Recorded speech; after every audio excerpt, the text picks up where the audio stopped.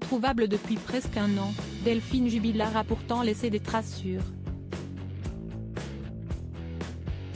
son mari.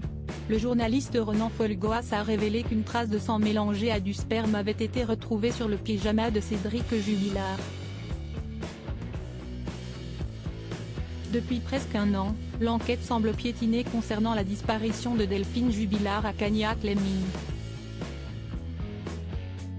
Ronan Folgoas, journaliste au service police-justice du Parisien, a d'ailleurs confié lors du podcast Code Source qu'aucune trace de sang, aucune trace de nettoyage, aucune trace de fluide corporel n'avait été retrouvée à quelques exceptions près quand même. En effet, 2 traces suspectes de sang et de sperme ont été découvertes sur le pyjama que portait Cédric Jubilard. Sur la manche du haut de pyjama que porte Cédric, il sera retrouvé une micro-trace de sang appartenant à Delphine. Une trace de sang aussi mélangée à une trace de sperme appartenant à Cédric Jubilard.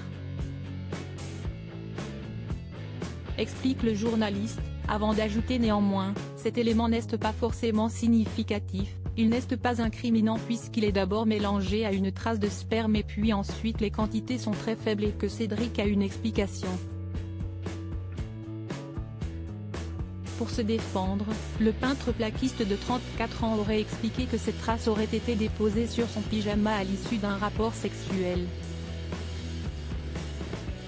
Voilà son explication en tout cas, révèle Ronan Folgoas.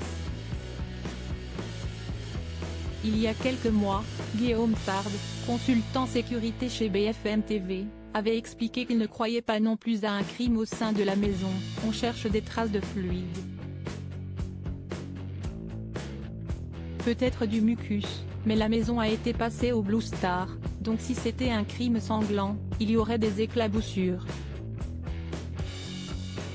Concernant la lessive lancée par Cédric en pleine nuit, l'un des avocats a dévoilé que les analyses concernant l'eau du lave-linge n'avaient rien donné. Ils n'ont rien trouvé, parce qu'il n'y a rien à trouver dans de l'eau de siphon, il faut être lucide. Il y a 80 litres d'eau qui passent dans un cycle de lave-linge, je ne vois pas trop ce qu'on peut trouver, ne sachant même pas combien de lessives ont tourné dedans, ce n'est pas vraiment une grande surprise pour nous, avait-il déclaré à France Bleu Occitanie. Considéré comme le suspect numéro 1 dans cette affaire, Cédric Jubilard continue de nier toute implication dans la disparition de sa femme.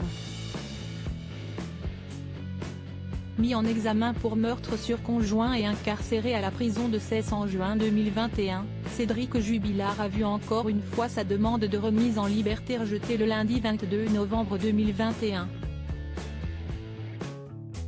Si esti certainement pour les besoins de l'enquête, il est maintenu en détention, a déclaré à des journalistes un des avocats de Cédric Jubilard, Alexandre Martin.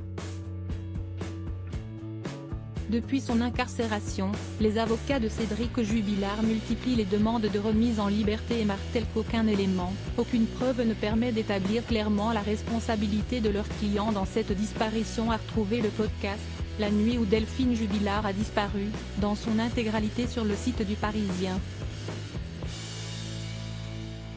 Cédric Jubilard reste présumé innocent jusqu'au jugement définitif de cette affaire.